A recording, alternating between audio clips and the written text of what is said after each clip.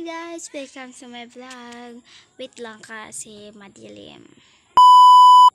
Ayan na. O hindi na madilim. So bye guys. Welcome to my vlog. So ngayon guys. Nag-vlog naman ako. Diba? Cherry is.